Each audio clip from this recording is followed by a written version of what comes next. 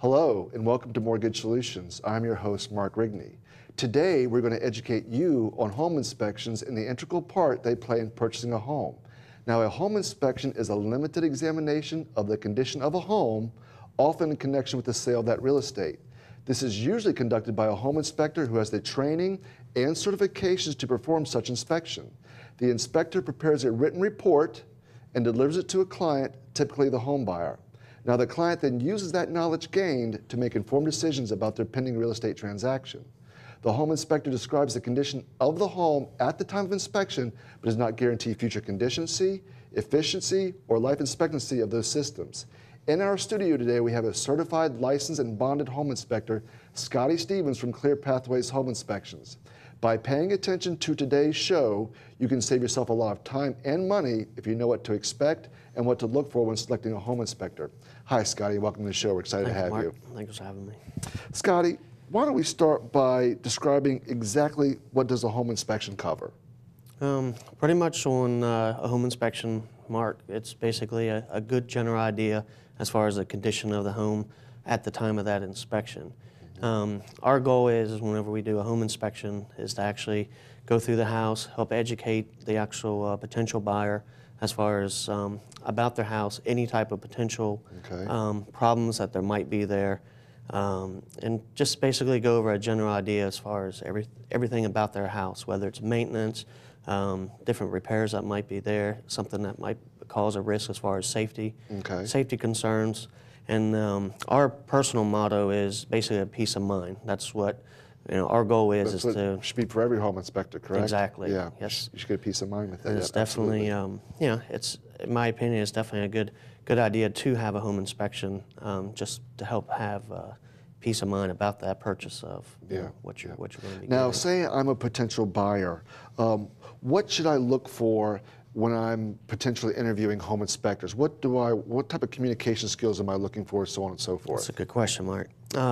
Pretty much as far as, in my experience with potential buyers that are looking to get home inspection done, it's definitely a good idea to ask them, what type of background do they have in that actual home inspection, field. Any type of certifications, for example, like a Virginia State certified home inspector, they have to actually go through different types of credentials, education. They actually have to pass like a national home inspector's exam, and it's quite a bit of knowledge that a certain person would have to actually become a Virginia State certified. And also, it's a good idea as far as to check out their experience as far as how long that they've actually been doing home inspections. Not saying that somebody just starting out is not qualified, but definitely somebody that's been in the business for several years is definitely going to have a good idea as far as what to look for, how to communicate to that potential buyer, and also how to educate them on, their buying. Have you been asked from a potential buyer to show your credentials, and should the buyer feel uneasy about asking a home inspector to see their credentials? Yes, I can agree with that. Definitely with past clients and stuff, we have been asked, multiple times over the phone, and you can tell it's definitely a nervous, presentation for them to do that. But you should be asked that question. Yes, definitely. Everybody should be asking you that question when they're interviewing. They should say, "Hey, do you mind if I see your credentials, your licenses, so on and so forth?" Yes, and also even ask them about their past experience and so forth with how long they've been doing this and so forth. When you're selecting a home inspector, should you leave that up to your agent, or is that something the buyer should take the initiative and be proactive and do it themselves? That is a good question, Mark, because that does come up a lot of times with potential buyers. They don't know, obviously the home inspection process, the buying process, so they are looking at the real estate agent for guidance in that area. I do know as far as, real estate agents, they do usually have at least 3 recommendations as far as a home inspector, and they usually give that option to the actual buyer as far as to choose, make those phone calls and to choose which one that they feel. Definitely reputable, agents, they will have, their experience with different home inspectors and, most of them will give you a good A recommendation. buyer should never on it. use a home inspector that's recommended by the listing agent, though, correct? Because that's kind of a conflict of interest for them. Is that not It correct? could be, yes. Yeah, so It they could. should look for their agent or come up with it themselves. Right, because those home inspectors, they're definitely, they should be working for the buyer. Okay. And, obviously not the agent, because they're, I'm not bashful to say, but there are home inspectors out there that, they're just looking to get a, Okay. basically another referral out from an agent or I whatnot. see. So- So say I'm interested in buying a brand new home, a home that's never been lived in before. Would I need a home inspection for that, for a brand new construction? You would think, hey, it's a brand new home, what damage can be done That's to it? good, Mark. Is a home inspection required for constructions, do you think? Yes, I personally strongly recommend home inspections on any home, whether it's old, brand new, and especially the brand new ones. Really? And the reason why I say that is a misunderstanding that a lot of people feel, well, you have a brand new house, it's going through the county inspections, there can't really be much wrong. Good point. And it's definitely, with my past experience with new construction, some of the findings that I have found, it's definitely... What type of things have you found on new construction? For example, one time we went through the house and everything looked great until we started walking across like the kitchen tile floors, and I noticed that it was almost like a crackling sound. And once further evaluating it, come to find out all the grout joints are starting to crack. Oh my gosh. And then after we further found out that the actual thin set and the underlay, they actually used the wrong material. And it actually, all that flooring had to come out, and what I had heard, the feedback, it was over $18,000 worth of repairs that the actual tile guy had to come back out and replace. If they had gone through with the closing, then the buyer would have been responsible for that $18,000. Pretty much. I mean, most of the new construction, they do give them like the one year warranty. It's just a matter of going through the process of getting them back out there to get it all taken care of. If while doing a home inspection, you come across some items that are in disrepair, exposed wiring, missing drywall, things of that nature, do you offer to make those repairs? Absolutely not.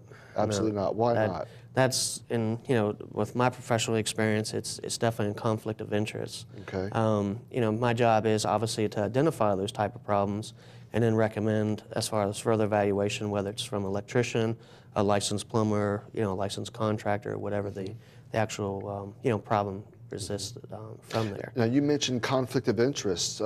Is it a conflict of interest to recommend a contractor that can make those repairs for your buyer, your client? Not necessarily. I mean, I always tell my clients as far as, if they ask me as far as any type of recommendations do I have for a contractor or whatnot, what I actually would end up doing is tell them, this is my past experience with this gentleman here. He's got a very, very good reputation, very honest, very reasonable in price. However, just add him to your quote list and then basically let them kind of choose. So you would recommend to a potential buyer to actually get a couple quotes? Yes. Okay, Yeah. I see. Scotty, does the condition of a property have any determination of how long the home inspection will take? Yes, actually it does, Mark. Pretty much on distressed properties, they're definitely going to take a little bit extra time to go through because there's obviously more findings and more explanations and different things about it. Okay. And obviously with clients too, as far as if they have a lot of questions, which that is always encouraged, that they ask questions on the home inspection. And as far as taking their time to be able to explain all those questions for them. Here's a very important question I know a lot of our viewers want to know. How much do these home inspections cost? Well, that is a good one because it is kind of hard to put an exact number because there are so many different home inspectors out here.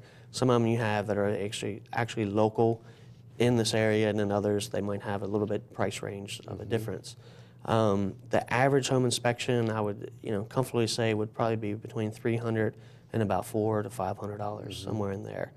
And obviously, the size. Some home inspectors base their price off of square footage of homes. Some inspectors actually the contract sale price of homes, and then obviously the location as well. How about the type of property? Does that affect the price too? It does, townhouse? exactly. Most home inspection companies, they do have a different fee structure for like condos, because obviously it doesn't take as long as a three-story house or whatnot. there, so it does have a little bit to Will do the with it. condition of a property affect the home inspection cost? No, not It's the. generally square footage? Yes, Okay. that's just been my past experience of talking with different home inspectors. Usually, we never know exactly what the condition of the property is until we actually get there. What type of inspection report do you provide, and how long does it typically take to receive a report after you've done your magic, worked your magic? And again, there's a lot of different types of reporting systems. We personally actually use an online digital reporting system. Okay. So basically, as we're on the home inspection property, we take lots of digital pictures and so forth of any of the findings. And then once we get back to the office, we actually do an electronic type reporting system. We add all those digital pictures in there, and then that way when the client actually gets a report, they actually not only see the recommendation, but they also get to see the picture of the actual problem that we're talking about. So it actually helps them have a better understanding, as far as what the finding was and what the personal recommendation was. Do you encourage prospective buyers to actually attend the home inspection with you, or is it something you can do more efficiently by yourself? No, I personally always recommend that the potential buyer be there. That way that they get the opportunity to ask, any type of questions there. They also, any type of findings that are there, it's a whole lot easier once they see it firsthand, rather than, getting a report and they haven't even seen the house at all, as far as from the home inspection view, and then all of a sudden they just see this one list after another of, something that could be wrong there. And, it just raises a lot of questions in there. And plus it gives them an opportunity when they're there that they get to learn about their house as far as where the shut-off valves are, the different maintenance tips, Right. as far as, keeping up with their, the trim, the caulking, and the grading and so forth. Do you maintain a membership in a professional home inspector association, and should most home inspectors do so? Should you be asked that question as well? Yes, that is something that's voluntary as well, as far as being associated with one of those.